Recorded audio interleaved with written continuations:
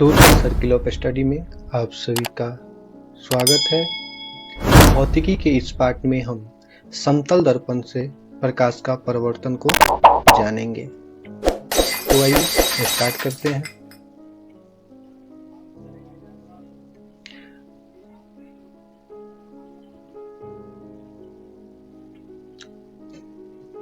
पहले बात कर ले प्रतिबिंब और वस्तु की।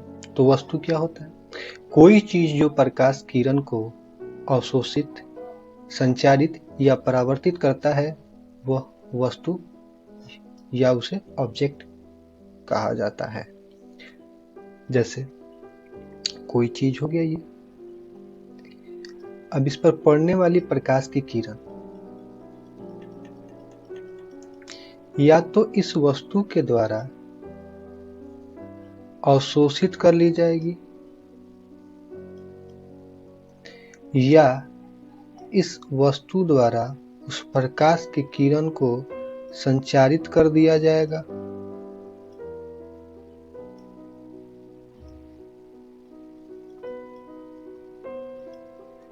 या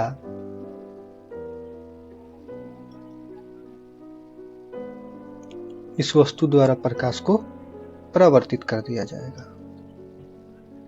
प्रतिबिंब जब किसी वस्तु से आने वाली प्रकाश किरण दर्पण से परावर्तित होती है तो एक प्रकाशीय छाया उत्पन्न होती है, उसे ही प्रतिबिंब कहते हैं। जैसे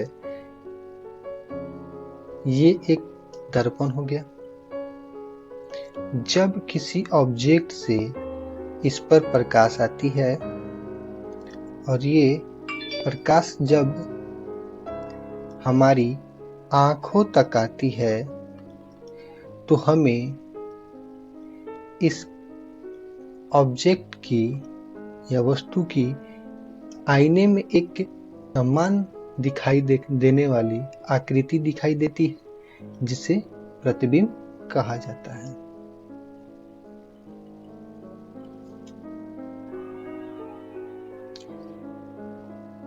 प्रतिबिंब दो प्रकार के होते हैं, वास्तविक प्रतिबिंब और आभासी प्रतिबिंब। वास्तविक प्रतिबिंब किसे कहते हैं? तो प्रतिबिंब जिसे पर्दे पर प्राप्त किया जा सके वास्तविक प्रतिबिंब कहलाता है। यानी कहने का मतलब है जिस प्रतिबिंब को हम किसी पर्दे पर यानी स्क्रीन पर प्राप्त कर सकते हैं। जैसे कि सिनेमा पर्दा, जो हम सिनेमा हॉल में पर्दे पर आकृतियां देखते हैं, वह वास्तविक प्रतिबिंब का एक उदाहरण है।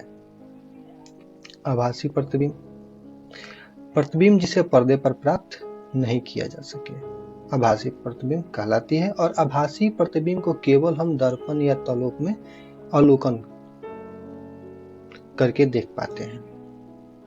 कहने का मतलब है आभासी प्रतिबिंब, जैसे कि वास्तविक प्रतिबिंब को हम स्क्रीन पर देख पाते हैं, पर्दे पर देख पाते हैं, आभासी प्रतिबिंब को नहीं देख पाते। आभासी प्रतिबिंब सिर्फ हमको दर्पण में दिखाई देता है, वो हमको दिखाई नहीं देता, हम उस चीज की कल्पना कर लेते हैं, वो बस वैसा प्रतीत होता है, वास्तव में वो होता नहीं है।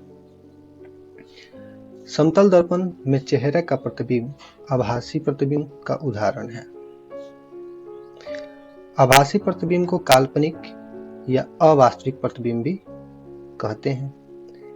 आभासी प्रतिबिंब को पर्दे पर प्राप्त नहीं किया जा सकता क्योंकि प्रकाश किरण वस्तुतः आभासी प्रतिबिंब से होकर नहीं जाती। कहने का मतलब है कि जो प्रकाश की किरण है वह वास्तव में जो हमारी आभासी प्रतिबिंब होती है उससे होकर नहीं जाती, वो हमें बस जाती हुई प्रतीत होती है।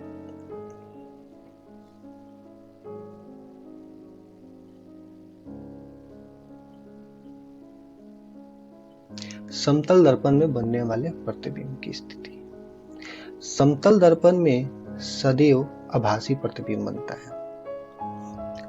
समतल दर्पण में बना प्रतिबिंब दर्पण के पीछे उसी दूरी पर बनता है जिस दूरी पर दर्पण के सामने वस्तु होती है। कहने का मतलब है ये एक समतल दर्पण हो गया। इसके सामने अगर 10 मीटर की दूरी पर कोई ऑब्जेक्ट रखी हुई हो तो इसका प्रतिबिंब उतनी ही ऊंचाई का, जितनी ऊंचाई का है, मान लेते हैं यह 1 मीटर का है, तो इसकी ऊंचाई भी 1 मीटर होगी और इसकी दर्पण से दूरी भी 10 मीटर होगी। समतल दर्पण द्वारा बने प्रतिबिंब की आकृति आभासी और सीधी तथा प्रतिबिंब का आकार वस्तु के आकार के बराबर होता है। वही बात है, जिस समतल दर्पण में जो वस्तु का आकृति बनता है वो आभासी होता है, यानी काल्पनिक होता है। काल्पनिक क्यों होता है? क्योंकि प्रकाश वहां तक जाती नहीं, वास्तव में प्रकाश वहां जाती नहीं है, बस प्रकाश हमें जाती हुई प्रतीत होती है और वो सीधी होती है और प्रतिबिंब का आकार वस्तु के आकार का होता है।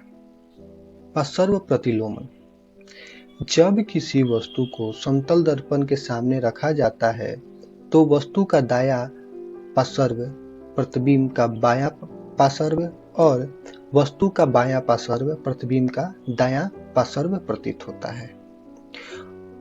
वस्तु और उसके दर्पण प्रतिबिंब के पार्श्व का यह परिवर्तन पार्श्व प्रतिलोमन कहलाता है।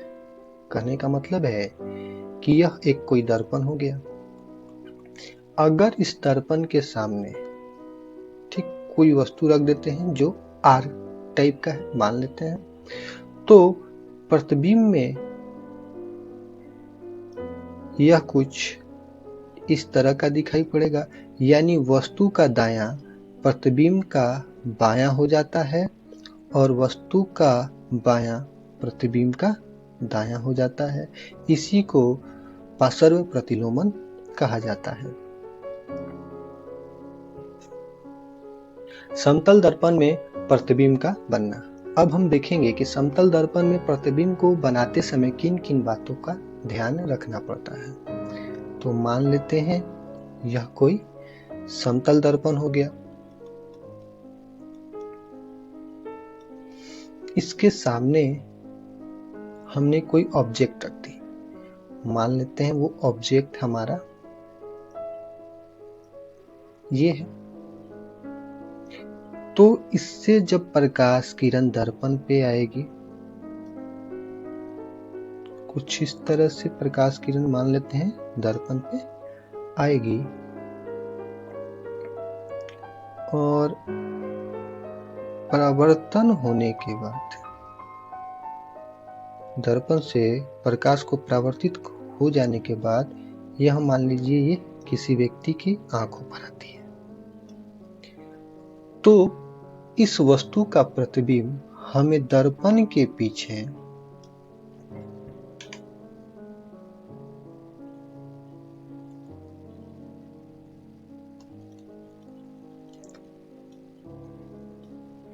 दिखाई पड़ता है। और दर्पण से वस्तु की दूरी अगर 100, तो दर्पण के पीछे प्रतिबिंब की दूरी भी 100 की। वस्तु का प्रतिबिंब पार्श्व प्रतिलोम होगा, कुछ इस तरह से दिखाई देगा और आपतित किरण परावर्तित किरण पर ये एक अभिलंब हो गया। ये आपतन कोण हमारा I1 और ये हम डाल देंगे, इसको डाल देंगे हम I2 और ये R2। तो समतल दर्पण में बनने वाले प्रतिबिंब कुछ इस प्रकार से होती है।